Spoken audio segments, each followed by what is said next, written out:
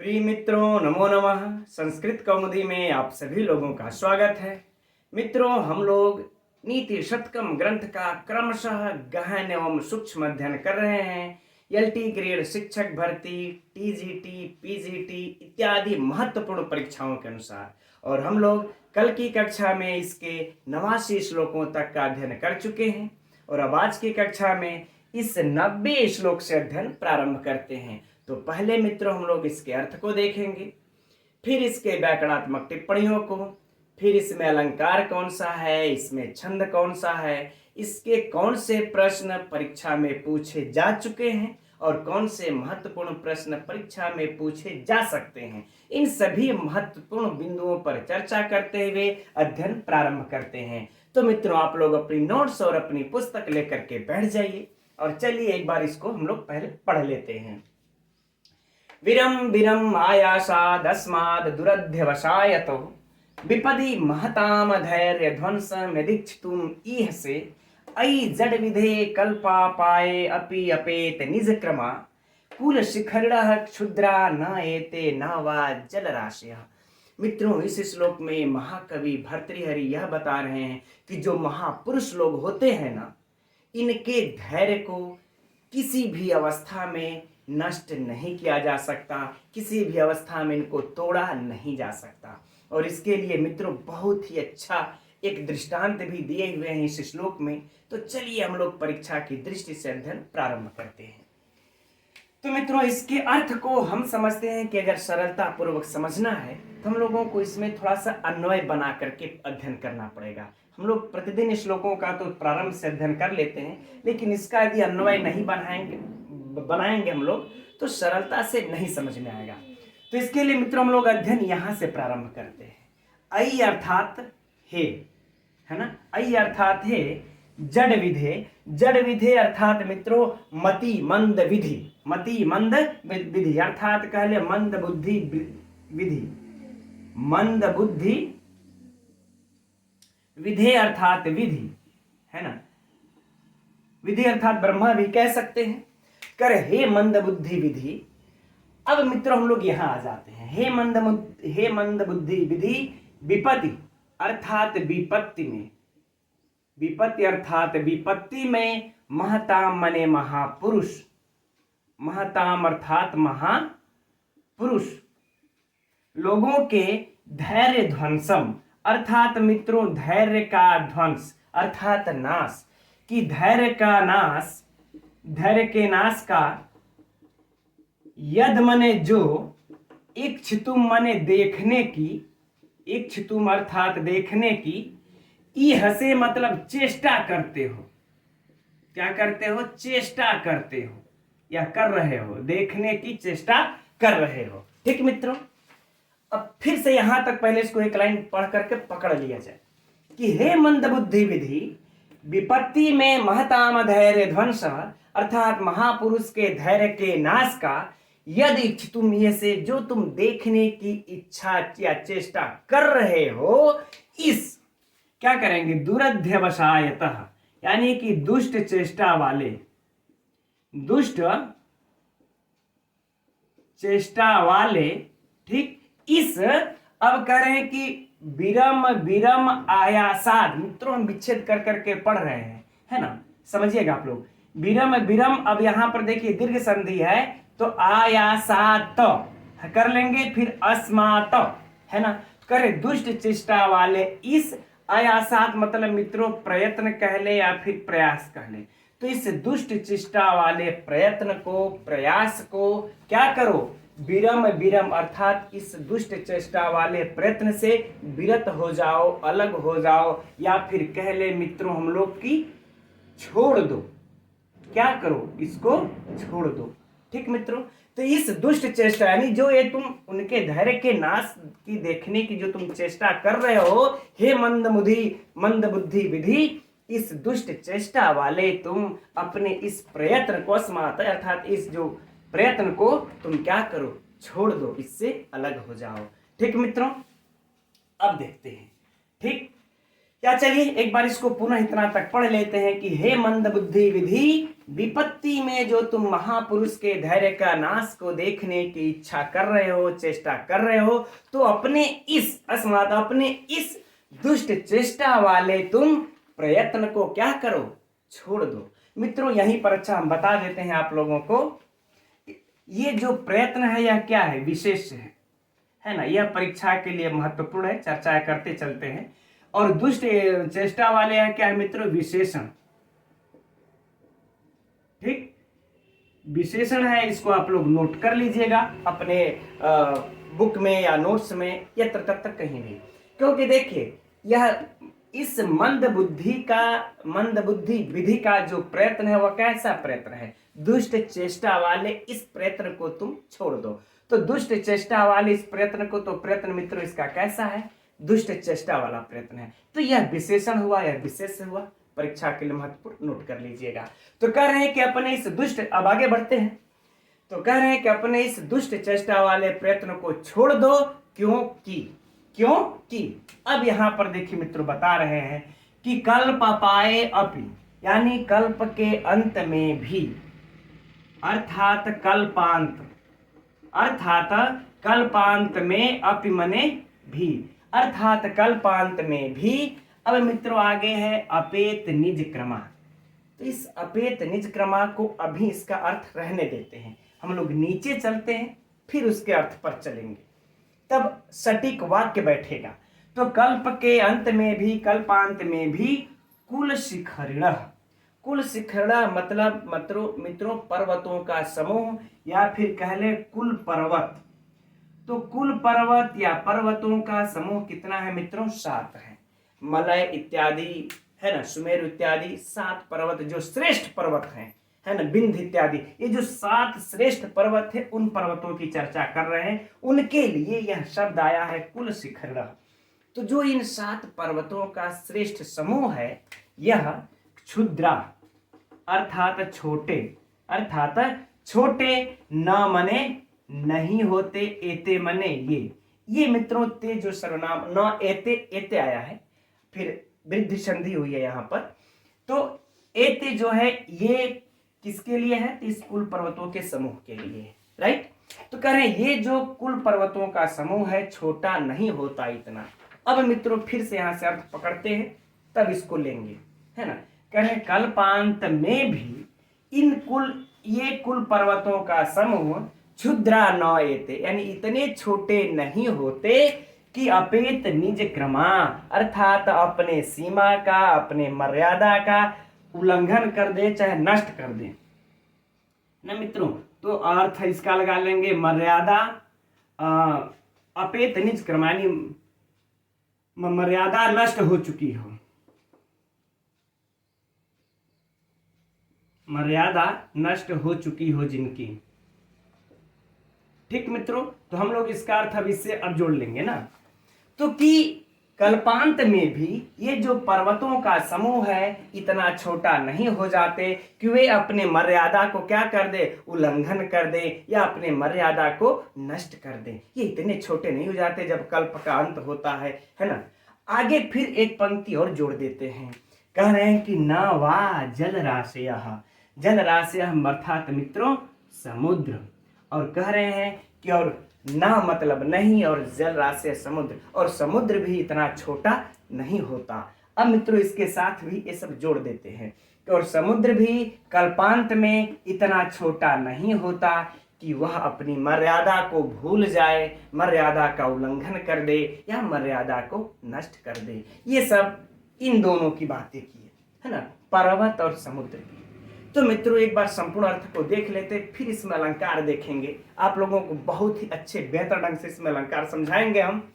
तो कह रहे हैं कि हे मंद बुद्धि विधि, विपत्ति में महापुरुष के धैर्य के नाश देखने की जो तुम चेष्टा कर रहे हो, तो अपनी इस दुष्ट चेष्टा वाले प्रयत्न को तुम छोड़ दो, क्योंकि कल्पांत में भी ये पर्वतों का समूह इतना छोटा नहीं हो जाता कि वो अपनी मर्यादा को नष्ट कर दे, या मर्यादा को अपनी भूल जाए, और समुद्र भी इतना कल्पांत में छोटा नहीं होता कि अपनी मर्यादा को नष्ट कर दे। ठीक मित्रों, तो ये रहा देखिए हम लोगों की इसका साहित्य अर्थ। अभी अर्थ हम लोग दिमाग में है, इसलिए चलिए अभी इसके अलंकार को देख लेते हैं।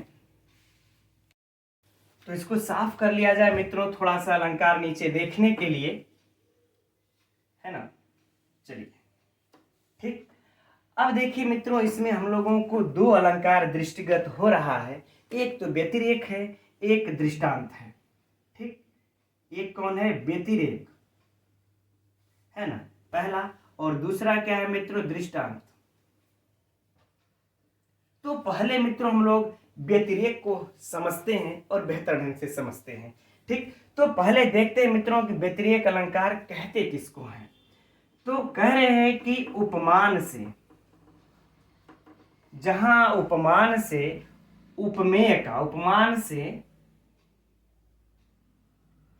उपमेय का आधिक्य वर्णन,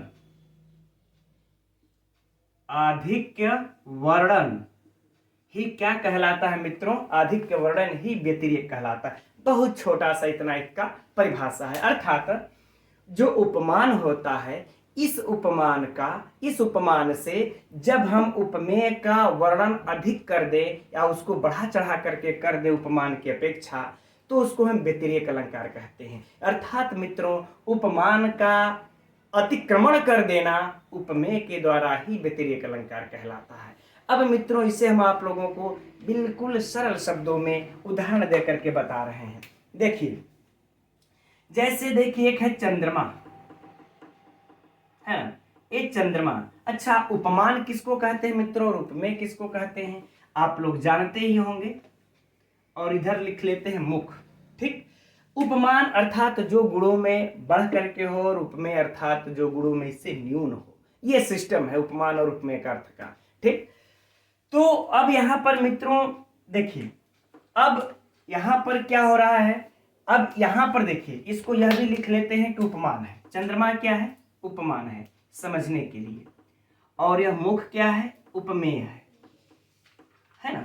चलिए, अब आप लोग एक इस पे गाना भी आया है, अब हम उस गाने की चर्चा यहाँ पर नहीं करते हैं, बस उदाहरण पे चलते हैं कि नायक कह रहा है नायिका से कि तुम्हारा ये जो मुख है, भाई चंद्रमा से उपमा दे रहा है, चंद्रमा के लोगों की सुंदरता देते हैं ना, तो नायक भी यही ये दे रहा है कि चंद्रमा में तो दाग है, लेकिन तुम्हारा मुख तो बेदाग है, तुम्हारा चेहरा तो बेदाग है। तो मित्रों, यहाँ पर चंद्रमा का उपमान है और ये मुख क्या है? उपमेय है। अब हम इसमें जब दोनों की चर्चा कर रहे हैं तो चंद्रमा में हमने दाग बता दिया, अर्थात इसमें एक कमी बता दी, और लेकिन मुख में कह दिया कि तुम्हारा मुख तो इतना सुंदर है कि बेदाग है। अर्थात मित्रों, चंद्रमा भी सुंदर होता है, मुख भी सुंदर होता है, लेकिन चंद्रमा में दाग है, एक ठो कमी आ गई है, लेकिन तुम्हारा मुख तो बेदाग है।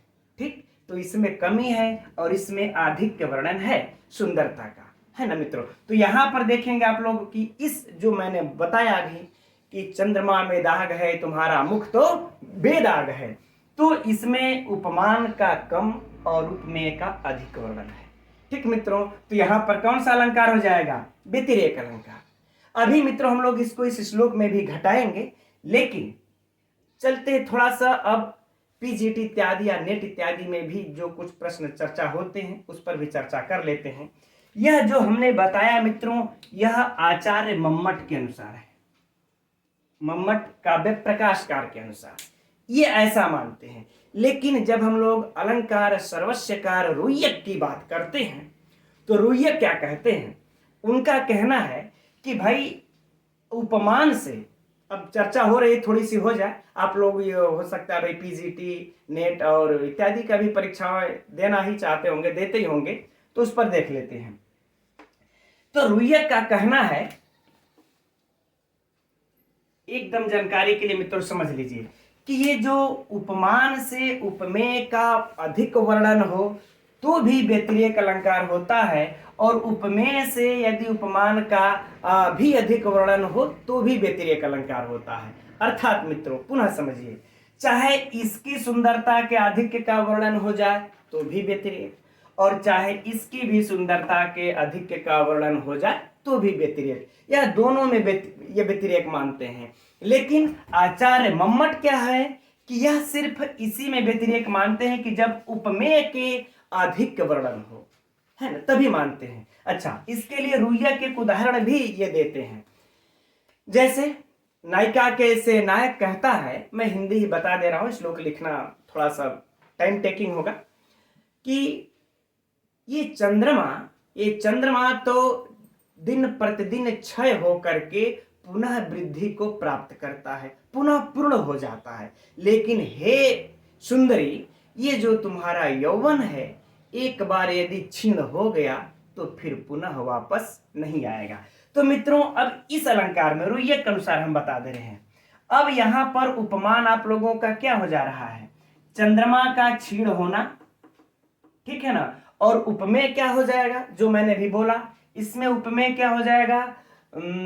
उसकी युवती सुंदरी की युवावस्था, है ना, सुंदरी की युवावस्था। ठीक, अब बात को समझिएगा आप लोग, है ना। तो अर्थात अब यहां पर देखिए, चंद्रमा का जो क्षीण होना है, तो मित्रों यहां पर इसकी क्षीणता तो क्षीण होती है, पुनः एक बार पूर्ण हो गया। अब भाई पूर्णिमा आ जाती है तो धीरे धीरे पूर्ण हो ही ना जाता है, वो तो पूर्ण हो जाता है, यानी कि इसकी तारीफ हुई, प्रशंसा हुई, अधिक वर्णन है। लेकिन अब उपमेय जो सुंदरी की युवावस्था है, सुंदरी जो उपमेय है, तो उसके कह रहे तुम्हारी युवावस्था एक बार क्षीण हो गई तो पुनः वापस नहीं आएगी, इसलिए हम लोगों को उपभोग करना चाहिए। बात की बात है, आगे आगे की बात है वो सब। तो यहां पर मित्रों उपमेय की न्यूनता हुई ना, तो ये रुइया कहते हैं कि यहां पर भी व्यतिरेक अलंकार मानिए आप, है ना। सिर्फ जो ऊपर वाला उदाहरण हम लोग देखे उसी में व्यतिरेक नहीं होगा, इसमें तो होगा ही होगा, लेकिन यहां भी व्यतिरेक अलंकार होगा। ठीक मित्रों, तो ये बात रही हम लोगों के मम्मट रुइया की व्यतिरेक अलंकार की। अब हम लोग इस अलंकार को यहाँ पे घटा लेते हैं इस श्लोक में। ठीक, तो मित्रों अब इस श्लोक में घटाने के लिए सबसे पहले हम लोगों को जानना पड़ेगा इसमें उपमेय कौन है और उपमान कौन है। ठीक, तो देखते हैं मित्रों, ये जो महापुरुष है ना, जो महताम आया हुआ है, तो ये महापुरुष क्या है? उपमेय है। महापुरुष क्या है? उपमेय है। यह अपने पुस्तक में, नोट्स में यत्र तत्र नोट कर लीजिएगा, यह महताम उपमेय है। अब इसमें जो यह कुल शिखरड़ा आया हुआ है, ठीक, ये वाला कुल शिखरड़ा जो आया हुआ है, और ये जलराशियां समुद्र, तो मैं यहां पर लिख देता हूं, ये जो जलराशियां है अर्थात समुद्र, यह क्या है? उपमान है ना, यह क्या है? उपमान है। ठीक, और यह कुल शिखरड़ा को भी नोट कर लीजिएगा, यह भी क्या है? उपमान है।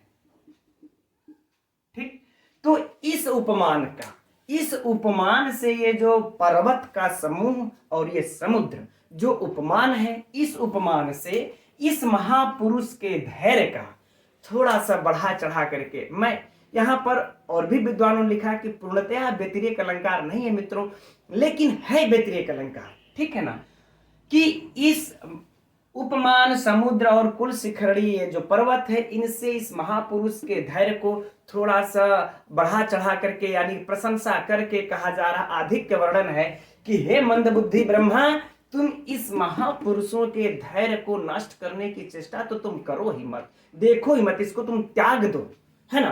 तो इस उपमेय का मित्रों थोड़ा सा बढ़ा चढ़ा के वर्णन, यानी इससे अधिक वर्णन है, इसलिए रहा व्यतिरेक अलंकार। ठीक, अब बात करते हैं हम लोग मित्रों इस दृष्टांत अलंकार पे, ठीक है ना। तो चलिए दृष्टांत अलंकार को देखते हैं।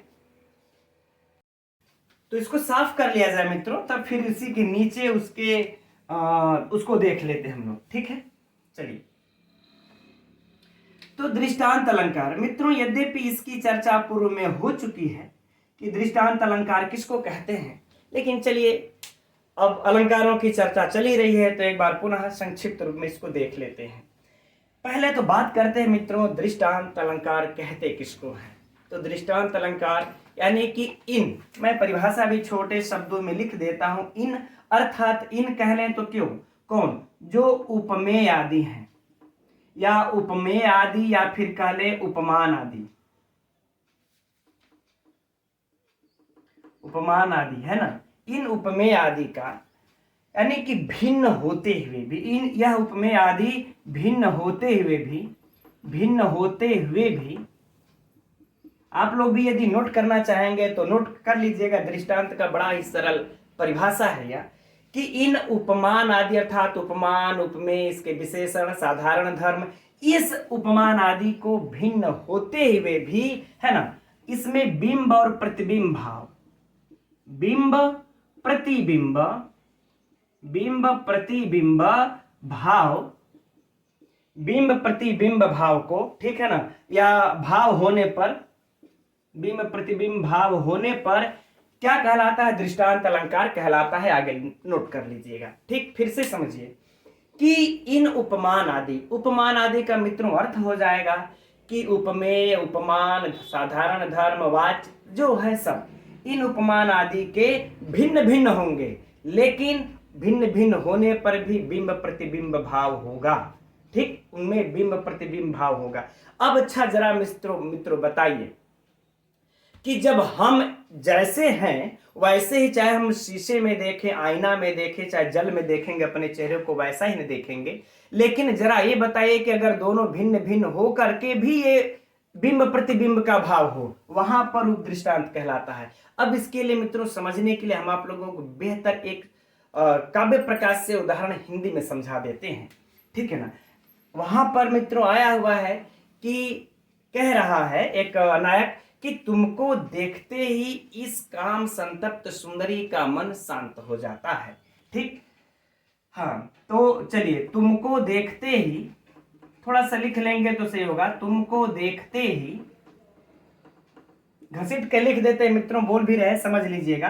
तुमको देखते ही काम संतप्त, काम संतप्त सुंदरी का मन, सुंदरी का मन शांत हो जाता है, शांत हो जाता है।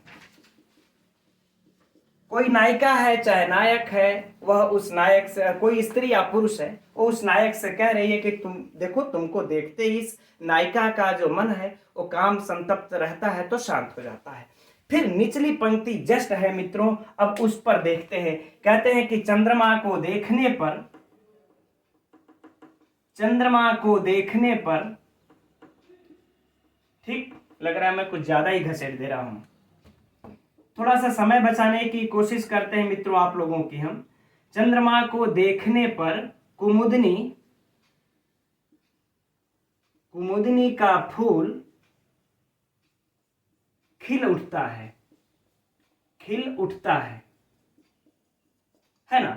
अब जरा बताइए मित्रों, इसमें जैसे तुमको और चंद्रमा है ना, तुमको और चंद्रमा, अब आप लोग जरा बताइए, इसमें जो हम लोगों ने यह पढ़ा कि उपमान आदि अर्थात उपमान, उपमेय, साधारण धर्म, विशेष, विशेषण जो भी हो, तो इधर देखें, इधर काम संतप्त है तो इसका मन शांत हो जाता है, यानी प्रसन्न हो जाता है देख करके, तो कुमुदनी खिल उठती है। यहां पर कुमुदनी का फूल है तो यहां इस संतप्त सुंदरी का मन है। ठीक, यहां पर देखने ही, देखते ही यहां पर तुमको और चंद्रमा, तो यहां पर ये बताइए मित्रों, तुमको अलग है, चंद्रमा अलग है, दोनों अलग अलग हैं। यहाँ पर संतप्त सुंदरी का मन अलग है तो यहाँ कुमुदनी का फूल अलग है। यहाँ पर शांत हो जाना है तो यहाँ पर खिल उठना है ना, दोनों अलग अलग बातें हैं। लेकिन अगर देखा जाए इन दोनों पंक्तियों में तो बिंब प्रतिबिंब का भाव है, जबकि इन दोनों के उपमेय, उपमान दोनों अलग अलग हैं। ऐसा नहीं है कि संतप्त सुंदरी का मन, यह जो उपमेय है चाहे उपमान है, विशेषण, या इसमें भी है और इसमें भी, ऐसा तो नहीं है ना।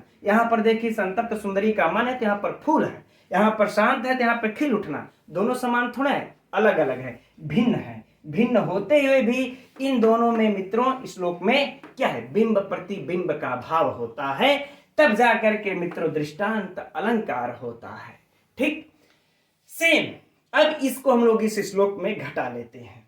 अब इस श्लोक में यदि हम लोग घटाएंगे मित्रों तो स्पष्ट हो जाएगा कि यहाँ पर जो मंदबुद्धि ब्रह्मा, जो इनका महापुरुषों का जो धैर्य के नाश देखने की चेष्टा कर रहे हैं, तो इनका जस्ट यही बिंब प्रतिबिंब भाव मित्रों इस समुद्र के नाश वाले पर भी है ना, समुद्र और कुल पर्वत के नष्ट होने पर भी, और यहाँ नष्ट भी करना है, यहाँ भी नष्ट करना है। ठीक है, तो इन दोनों में बिंब प्रतिबिंब का भाव है मित्रों, इसलिए यहाँ पर दृष्टांत अलंकार भी है।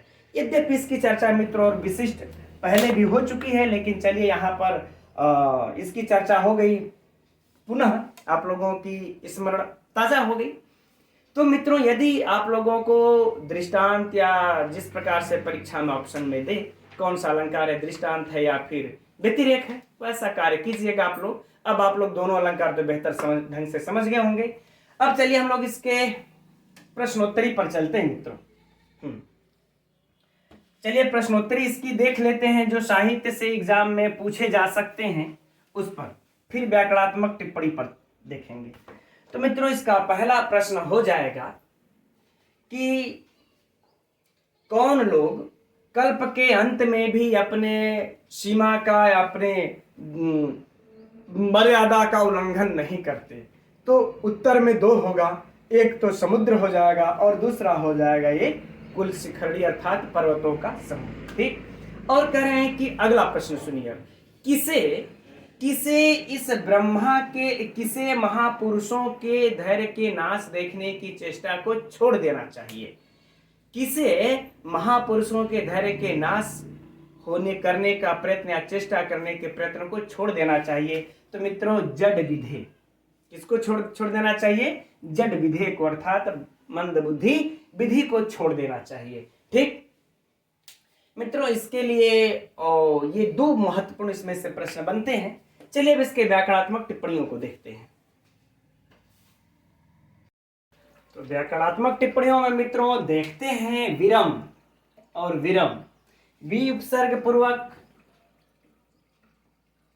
रम धातु से, फिर मित्रों क्या है इसमें लोट लकार, मध्यम पुरुष एक वचन, है ना? विरम विरम मध्यम पुरुष लोट लकार एक वचन, राइट। अब देखिए है आयासात, आयासात आयास, पहले तो इसका क्या होगा? मूल शब्द आयास, है ना? आयस घन, इस तरह से समझ लेते हैं इसको। आधन यस धन घय मिल करके मित्रों, घय प्रत्यय लग करके क्या बन जाता है? आयास, है ना? बन गया आयास। अब इस आयास का जब हम रूप चला देंगे तो पंचमी विभक्ति के एक वचन में बन जाएगा मित्रों आयासा। ठीक, तो आयासात में अगर पूछ दे कौन सी विभक्ति है, कौन सा वचन है, तो पंचमी विभक्ति एक वचन, प्रत्यय पूछ दे तो घय प्रत्यय लग करके तब बना है आयासा। हो गया। अब है अस्मात्, इसमें भी देख रहे हैं पंचमी विभक्ति है, कोई समस्या नहीं। हाँ, अब देखते हैं दुरध्यवसायतो, है ना मित्रों? दुष्टाः, इसका क्या हो जाएगा? दुष्टाः अध्यवसायः यस्मिन् सः, यानी कि जिस दुष्ट आत्मा वाले, चित्त वाले, पहले ही चर्चा हो चुकी है मित्रों। दुष्ट आत्मा वाले करें, दुष्ट चेष्टा वाले। ठीक, तो मित्रों यहाँ पर कौन सा समास हो जाएगा? बहुब्रीहि समास, है ना? ठीक, इसका विग्रह है दुष्ट अध्यवसायः यस्मिन् सः, यस्मिन् सः, यह है। ठीक, तो बहुब्रीहि समास। अब मित्रों चर्चा पहले ही हो चुकी है कि यह विशेषण है, किसका है? तो इस आयासात का है, यह याद रखिएगा। और यह परीक्षा के लिए महत्वपूर्ण है व्याकरणात्मक दृष्टि से। ठीक मित्रों, मैं अपनी तरफ से एक भी प्रश्न नहीं छोड़ता हूं, और आप लोग देखे भी होंगे कल के टेस्ट में कि कुछ व्याकरणात्मक टिप्पणियां भी थी, सूत्रों से भी प्रश्न थे। मित्रों इस प्रकार से अध्ययन कर लीजिए, परीक्षा कोई भी हो, सफलता आपकी होगी। चलिए आगे बढ़ते हैं। विपदी सप्तमी विभक्ति एक वचन, महताम धैर्य, धैर्य ध्वंसम, धैर्यस्य ध्वंसम, धैर्य का नाश। तो मित्रों सिंपल सा है समास, षष्ठी तत्पुरुष, कोई समस्या नहीं। अब है यदि इच्छितुम, इच्छितुम इच्छ धातु से कौन सा प्रत्यय मित्रों? तुमुन प्रत्यय है। हम समझते हैं कि इसमें भी कोई समस्या नहीं, है ना? इच्छितुम ऐ जड विधे कल्पापाय, है ना मित्रों? यानी कि कह लें कि कल्प का अंत, कल्प का नाश। तो मित्रों यहां भी कौन सा समास हो जाएगा? षष्ठी तत्पुरुष। अब है अपि अपेत निज क्रमः, अपि अपेत। अब यहां पर मित्रों संधि है, तो संधि की तो चर्चा आप लोग क्या करें, हम आप लोगों से स्वयं ही इतने हैं कि संधि को पकड़ सकते हैं। तो ई के बाद अ आया इसलिए यह हो गया है, तो यण संधि है। ठीक, तो अपि अपेत निज क्रमा अर्थात मित्रों बहुव्रीहि समास है। यहाँ पर इसका विग्रह थोड़ा सा देख लेते हैं हम। जो है देखिए, अपेता नष्टा निज क्रमाः निज मर्यादा येषां ते अपेत निज क्रमाः बहुव्रीहि समास। ठीक, तो आप लोग ये नोट कर लीजिएगा, बहुव्रीहि समास, विग्रह छोड़ दीजिएगा, है ना। अब कुल शिखरड़ा क्षुद्रा न एते, यहाँ पर देख रहे हैं आप लोग, वृद्धि संधि न वा जल राशियः। जल राशियः मित्रों यह भी तो देख ही रहे हैं कि समुद्र है। अच्छा, हमने अभी पर्वतों की चर्चा की थी, 7 होते हैं, इसी प्रकार से मित्रों समुद्र भी 7 होते हैं। इसको भी आप लोग नोट कर लीजिए, ये कर लीजिएगा, ठीक है। चलिए, तो अब समझते हैं मित्रों हम कि इसके व्याकरणात्मक टिप्पणी के, अब इसके अलावा भी इसमें से कोई प्रश्न अब नहीं रह गया। अब इसमें एक हम लोग देख लेते हैं कि छंद कौन सा है मित्रों, तो हरिणी छंद है, यह भी नोट कर लीजिएगा।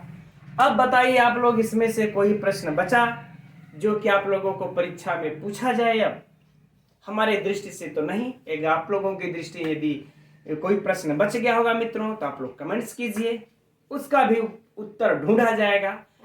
अगर तुरंत आया तो तुरंत, आज नहीं तो कल उसको भी ढूंढ करके देखा जाएगा। ठीक मित्रों, तो हम समझते हैं अब एक श्लोक कंप्लीट हो गया आप लोगों का। अब हम लोग बढ़ते हैं अगले श्लोक की तरफ।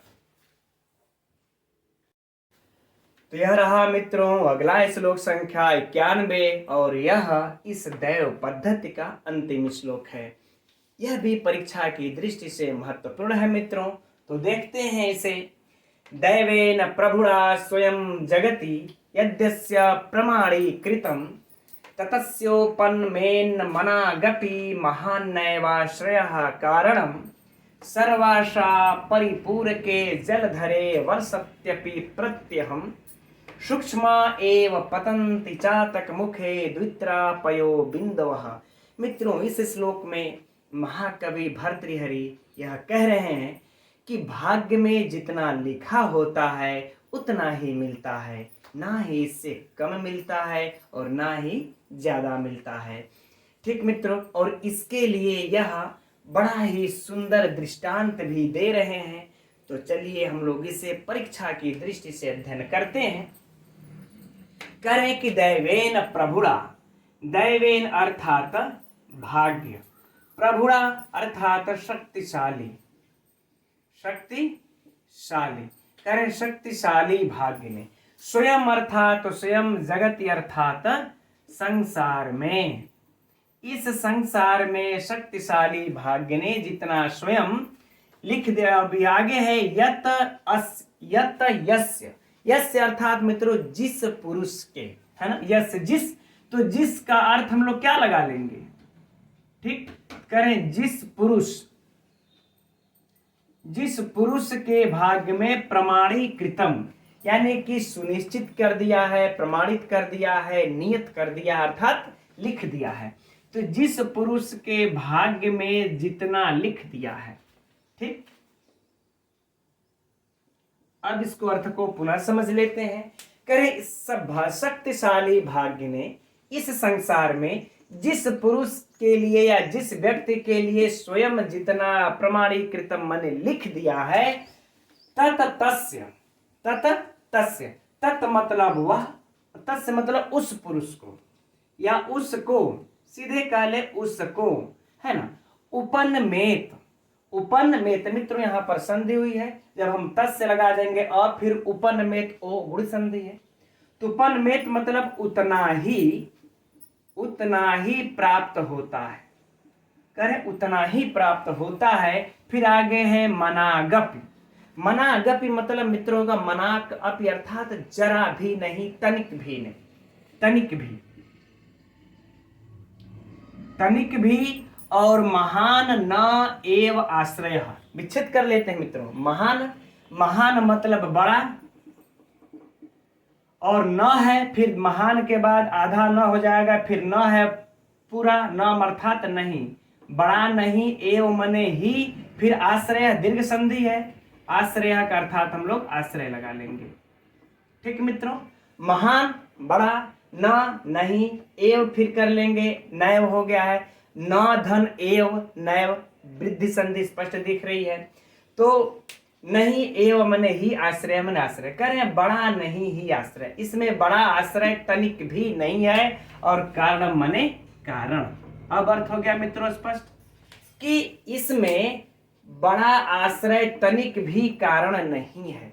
कहने का भाव यह है कि इस शक्तिशाली भाग्य में जिस भी पुरुष के या जिसके भाग्य में जो संसार में लिख दिया गया है उतना ही उसको प्राप्त होता है, इसमें कोई बड़ा आश्रय तनिक भी कारण नहीं है।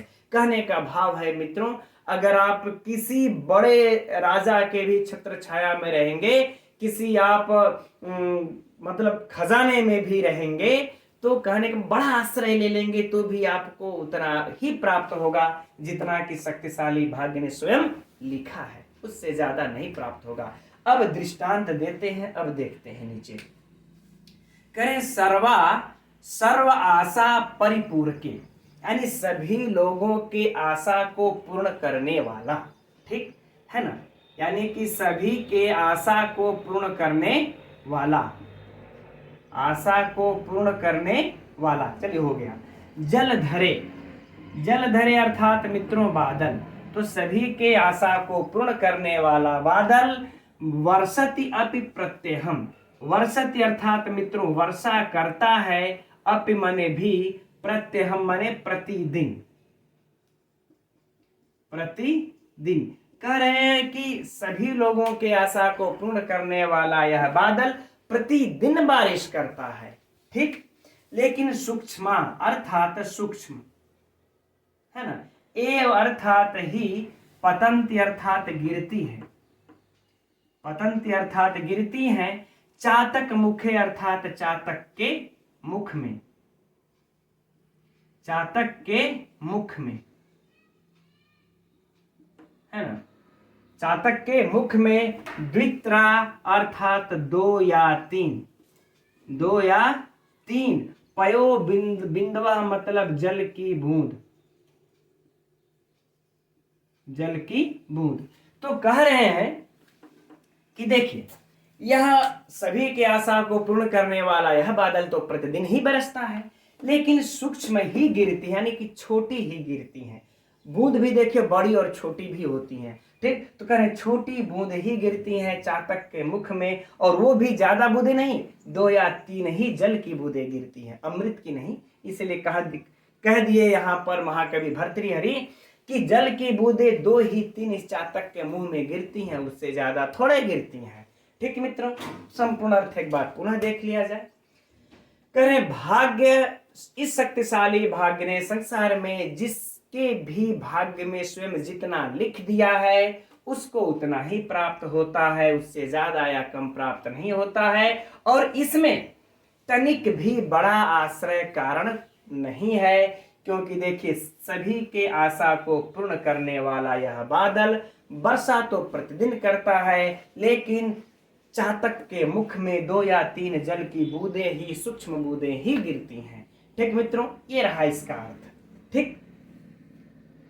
अब मित्रों यहाँ पर बात थोड़ी सी चातक पक्षी की कर लेते हैं, तब थोड़ी सी हम लोग आगे बढ़ेंगे। यद्यपि आप लोग सभी लोग जानते होंगे, विद्वान है, लेकिन चलिए थोड़ी बहुत मेरी इच्छा है कि चर्चा कर ले।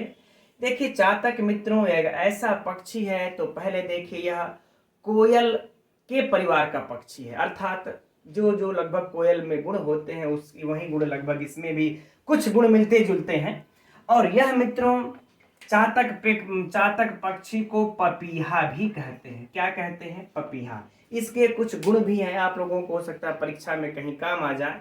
इस चातक पक्षी का जो गुण है, पहले जो गुण है उसकी चर्चा करते हैं कि यह हमेशा दिन में जोड़े में रहते हैं और रात्रि में यह क्या करते हैं कि अलग अलग दिखाई दे देते हैं। कुछ लोग इनको चकवा चकई भी कहते हैं, देहाती भाषा में चकवा चकई भी इनको कहते हैं। दिन में साथ साथ रहते हैं, जोड़े में नजर आते हैं, और रात्रि में अलग हो जाते हैं। और यह चातक पक्षी की भी जो है कि जब यह अंडा देती है तो कोयल की तरह दूसरे के घोंसले में अंडा यह भी दे देती है ना।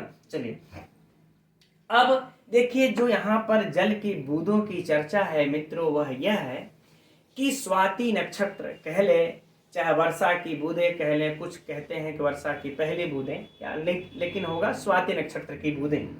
तो यह इसकी खास बात यह है मित्रों, चातक पक्षी की, यह कभी भी अपने झील, सरोवर, तालाब के जल से अपनी प्यास को नहीं बुझाता है ना। यह कहते हैं बारिश की जो बूंदें होती हैं उसी को मुंह ऊपर करके चोंच फाड़ लेता है, और उसमें जो बारिश की 2 या 3 बूंदें जो गिर जाए उसी से ही अपने प्यास को यह बुझाता है। इसलिए इसको स्वाभिमानी पक्षी भी कहते हैं, है ना। कितना ही आप साफ जल लीजिए और चातक पक्षी को लीजिए, पानी में डुबा दीजिए मित्रों, वह चोंच बंद कर लेगा। ऑक्सीजन न मिलने के कारण वह अपने प्राण को त्याग देगा, लेकिन वह कभी भी उस चोंच को खोलता नहीं है, उस पानी को पीता नहीं है। कहा जाता है कि यह पक्षी झील में जैसे होते हैं, झुंड में जब होते हैं, यहाँ कहिए तो एशिया महाद्वीप में प्रमुख रूप से पाए जाते हैं, फिर जहाँ पर गर्म स्थल होते हैं वहाँ पर पाए जाते हैं पहाड़ों में, है ना। तो पहाड़ों में जब ये झीलों में जब ये डुबकी मारते हैं तो गिरते हैं तो अपने चोंच को बंद किए रहते हैं, कहीं उस जल की बूंदें 1-2 मुंह में चली न जाए। कितना ही प्यासे होंगे, लेकिन इंतजार करते हैं बादल की ही बूंदों का, स्वाति नक्षत्र की। ठीक, तो वही कह रहे हैं मित्रों कि बारिश तो बहुत होती है, लेकिन इसके चोंच में, मुख में चातक के 2 ही 3 बूंदें जाती, इससे ज्यादा बूंदें थोड़े जाती हैं, और उसी से अपनी प्यास को जो है कि ये बुझाता है। अच्छा मित्रों, यहीं पर एक कहानी भी है इसके, उत्तराखंड के गढ़वाल क्षेत्रों में इसी पपीहा पक्षी को चोली भी कहा जाता है। जो गढ़वाल या उत्तराखंड से जुड़े हुए होंगे वो लोग इस चोली नाम को समझते होंगे। इस पक्षी को चाहे पपीहा कह ले, चातक कह ले, इसको चोली भी कहते हैं, है ना, गढ़वाल क्षेत्र में। और इसके संबंध में एक कथा भी प्रचलित है। चलिए अच्छा, आज सुना ही देते इस कथा को आप लोगों को। कहा जाता है कि वो उधर गढ़वाल क्षेत्र में एक गांव में एक वृद्धा रहती थी, और उसकी एक युवा, मतलब एक उसकी पुत्री थी और एक उसकी, जिसको हम लोग कहते हैं कि पतोह या फिर कह ले एक ये बहू थी उसकी। तो बेटी और ये बहू दोनों साथ में रहती थी, और बड़ा ही दोनों में मेल था, और बड़ा ही प्रसन्न रहती थी दोनों। और दोनों में बस अंतर इतना ही था कि जो बेटी थी वह किसी भी कार्य को झटपट में करना चाहती थी, जैसे तैसे करना चाहती थी, लेकिन जो इसकी ये बहू थी वह ईमानदार थी। वह ईमानदार थी तो वह कार्यों को बड़ा तन्मयता से करती थी। तो ये दोनों गांव में तीनों रहते थे, वृद्धा और इसकी, ये दोनों रहते थे गांव में। और एक दिन कहा जाता है कि एक दिन बुढ़िया जो है, वृद्धा औरत है वह कोल्हू से बैल को, मतलब बैल को जोती हुई थी, और कोल्हू से जो भी अपना कार्य वो कर रही होगी। काफी जब गर्मी का दिन था, धूप काफी चिलचिली हो गई, दोपहर हो गई, तो उन बैलों को प्यास लग गई। तो बुढ़िया जो है कि देखती है कि हमारे बैल प्यासे हो गए, तो वह पानी पिलाने के लिए करती है, लेकिन पानी उसके पास पर्याप्त था नहीं कि अपने बैलों को वह पिला सके। तो वह अब सोचती है कि इनको तालाब में ले जाकर के पिलाना पड़ेगा। तो इसके लिए देखती है कि एक गधेरे की पहाड़ी के तरफ लेकर के जाएंगे, तभी यह बैल जल पी पाएंगे, और वहीं सरोवर है, वहीं इनको जल प्राप्त होगा। तो लेकिन वह पहाड़ी मित्रों 1.5 किलोमीटर दूर थी। तो सोची कि इस जेठ की दोपहरी में कैसे इन बैलों को लेकर के जाएं, हम अपनी बेटी को भेजें या फिर अब बहू को भेजें, किसको भेजें। तो सोचते सोचते उसके दिमाग में आता है कि क्यों ना हम दोनों को भेज दें। और दोनों को भेजने के लिए वह एक लालच देती है कि जो एक एक बैल ले जाओ, और जो सबसे जल्दी पिला करके लाएगा, इधर चूंकि कोल्हू भी तो चलाना है, जो सबसे जल्दी बैल को पानी पिला करके लाएगा उसको हम जो है गरम गरम हलवा खिलाएंगे। अब यह सुन करके अब उन दोनों के मुंह में पानी आ गया, और उन दोनों ने फटाफट एक एक बैल को लिया और गधेरे की पहाड़ी के तरफ जेठ की मित्रों दोपहरी में चल देती हैं। दोनों बहू और बेटी बैल को ले करके। अब बहू तो ईमानदारी से काम करती थी, लेकिन बेटी को मैंने कहा कि जैसे तैसे कार्य को निपटाना चाहती थी। तो उसके दिमाग में तो उस, मतलब घर पे वृद्ध माँ के हाथों का हलवा नजर आ रहा था, दिमाग में वही घूम रहा था। तो वह अब खुराफात रची, कही कि ऐसा है कि हम लोग अलग अलग रास्ते से चलते हैं, देखते हैं बैल को पहले पानी पिलाने के लिए सरोवर पर कौन पहुंचता है। तो बेचारी सीधी साधी उसकी उस वृद्ध माँ की जो अब बहू थी वह मान गई बात को और लेकर के वो दूसरे रास्ते चली गई, दूसरे रास्ते। अब बेटी ने क्या काम किया, कहा कि जो बैल है अब ये तो बेजुबान जानवर है, ये थोड़ा ना माँ को हमारे बताएगा कि इसने पानी मुझे नहीं पिलाया, और मैं क्यों ना अब उधर न जा करके घर के तरफ चल दूं और बैल पानी पी लेगा। अरे बोल बोल दूंगी कि बैल पानी पी लिया और मुझे गरम गरम हलवा खाने को मिल जाएगा। यह सोच करके उसकी बेटी बैल को लेकर उधर न जा करके घर की तरफ मुड़ गई, चल दी। अब घर पहुंच करके कह दी कि उसकी माँ ने पूछा कि बैल को पानी ये पिला लाई, तो बोली कि हाँ पिला लाए। अब बैल को बांध दी उसी तरह खूंटे में और अपने गरम गरम हलवा खाने लगी। अच्छा, अब बैल तो पानी पिया नहीं था मित्रों, वह प्यासा ही रहा और वह प्यास के मारे उस जेठ की दोपहरी में धूप में वह जो है कि प्राण त्याग देता है। और त्यागते वक्त इसको कह देता है, श्राप दे देता है कि जल होते हुए भी, जलाशय होते हुए भी तूने मुझे प्यास के लिए तरसाया है, जा तू चोली बन जा। क्या बन जा? जा तू चोली बन जा। और तुम भी जो है कि जब भी मतलब इसी तरह प्यास के लिए तड़पोगी, भले ही तुम्हारे पास झील, झरने, सरोवर, तालाब कोई भी हो, लेकिन तुम्हारी उससे प्यास नहीं बुझेगी, तुम्हारी उसके मतलब प्यास से तड़पोगी और तुम्हारी प्यास सिर्फ जल की बूंदों से ही बुझेगी। तो यह बैल उसको श्राप दे करके मर जाता है। कहा जाता है तब से उसकी जो बेटी थी वो चोली बन गई। इस प्रकार की कथाएं मित्रों उत्तराखंड में प्रचलित हैं।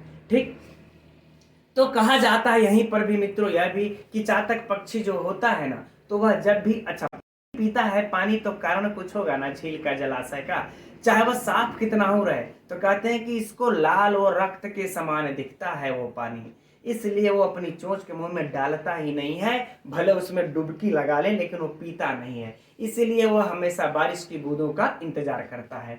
तो मित्रों ये रही इसके बारे में कथा प्रचलित थी, तो मैंने आप लोगों को ये बता दिया। यद्यपि सत्यता पर हम लोग डिस्कस नहीं अब करते हैं। चलिए अब आगे बढ़ते हैं मित्रों। चातक पक्षी के बारे में काफी चर्चा हो गई। अब हम लोग मित्रों देखते हैं कि इसमें अलंकार कौन सा है। तो अभी मित्रों हम लोगों ने दृष्टांत अलंकार की चर्चा की थी और यहीं पर भी दृष्टांत अलंकार दे रहे हैं, दृष्टांत दे रहे हैं महाकवि भर्तृहरि ऊपरी पंक्ति का निचली पंक्ति से। अब यहाँ पर चर्चा की कोई आवश्यकता नहीं है। अब बात करते हैं मित्रों परीक्षा के उपयोगी इसमें जो प्रश्न है वह पर। तो देखिए है कि स्वाति नक्षत्र की या जल की, आसमान की या बारिश की बूंदों से किस पक्षी की प्यास बुझती है या कौन सा पक्षी प्यास बुझाता है। तो मित्रों कौन सा पक्षी हो जाएगा? चातक पक्षी, है ना। ठीक, चाहे इसी प्रश्न को पलट भी दिया जाए कि चातक पक्षी किस पानी से अपनी प्यास को बुझाता है, तो वर्षा के जल की बूंदों से अपनी प्यास को वो बुझाता है। और बाकी मित्रों इधर ऊपर से तो कुछ ऐसा विशिष्ट प्रश्न बनता नहीं है, अगर बनेगा भी तो हम समझ रहे आप लोगों को द्वारा हल हो जाएगा। अब इसके हम लोग व्याकरणात्मक टिप्पणियों को देखते हैं। इस श्लोक की व्याकरणात्मक टिप्पणियां मित्रों परीक्षा की दृष्टि से अत्यंत महत्वपूर्ण है। इसमें से एक दो तो पूछ भी चुका है, आप लोग स्वयं देख रहे होंगे, तो इसका अध्ययन जरा ध्यान से करते हैं। दैवेन प्रभुड़ा, मित्रों यहाँ पर आप लोगों को तृतीया विभक्ति एक वचन स्पष्ट दृष्टिगत हो रही है, कोई सोचने समझने एक्स्ट्रा दिमाग लगाने की आवश्यकता नहीं। जगत में सप्तमी विभक्ति एक वचन जनरल सा शब्द रूप है, आप सभी लोग जान रहे होंगे। ठीक, आय है यत अस्य यस्य प्रमाणीकृतम, नहीं मित्रों तो इसमें हो जाएगा प्रमाण, धन च्वी, धन क्री, धन कत मिल करके बन जाता है मित्रों प्रमाणीकृतम। परीक्षा की दृष्टि से अत्यंत महत्वपूर्ण है, अंडरलाइन कर लीजिएगा, नोट कर लीजिएगा। तत्तस्य उपनमेत, उपनमेत मित्रों तको न हुआ है यहाँ पर देख रहे हैं, और यहाँ पर उपनमेत अर्थात गुण संधि चर्चा हो चुकी है। गुण संधि तो अगर पूछ दे कौन सी संधि है तो गुण संधि है। अब उपनमेत की बात करें मित्रों तो उपसर्ग पूर्वक नम धातु से, है ना, कौन सा लकार है? विधि लिंग लकार। ठीक। विधि लिंग लकार प्रथम पुरुष एक वचन, जैसे बनता है ना, पठेत पठेताम, तो उपनमेत उपनेताम, है ना, इस प्रकार से बन जाएगा।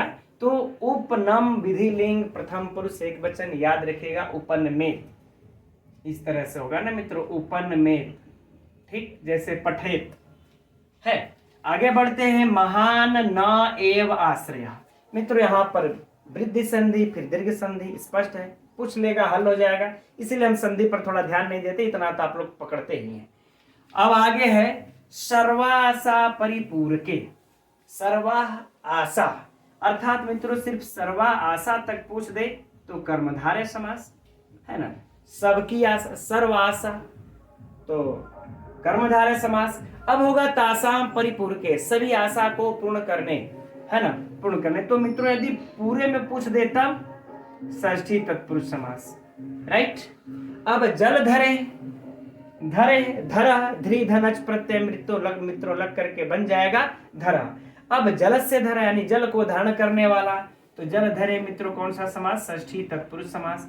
अब धरे सप्तमी विभक्ति स्पष्ट है, समास षष्ठी तत्पुरुष और विभक्ति सप्तमी, राइट। कहीं भी पूछ लेगा, हम समझते हैं गलत होने वाला, इसमें आप जैसे लोगों को कोई आवश्यकता, मतलब कोई संशय नहीं कि गलत होगा।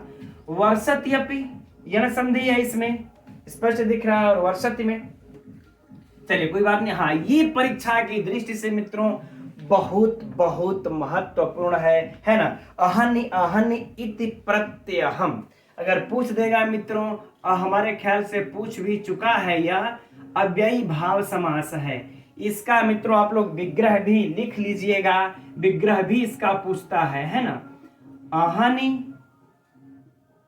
अहनि इति प्रत्ययहम, राइट। तो इसका मित्रों पूछता है विग्रह भी और समास भी प्रत्ययहम का।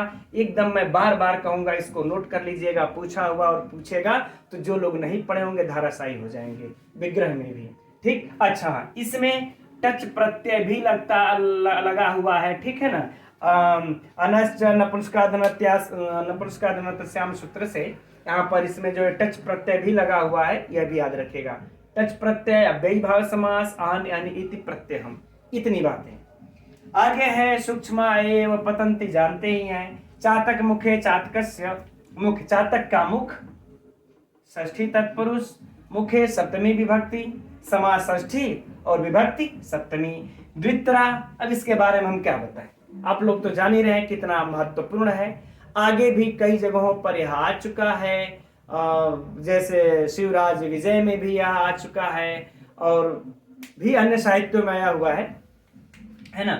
2 या 3 मित्रों, तो इसमें कौन सा समास है, बहुव्रीहि समास है, ठीक। इसको तो इतना फेमस, इतना पॉपुलर है कि ये गलत ही नहीं होगा, बहुव्रीहि समास है, ठीक। अब पयो बिंदव, ठीक, तो जल की बूंद मित्रों, तो कौन सा समास है, षष्ठी तत्पुरुष समास।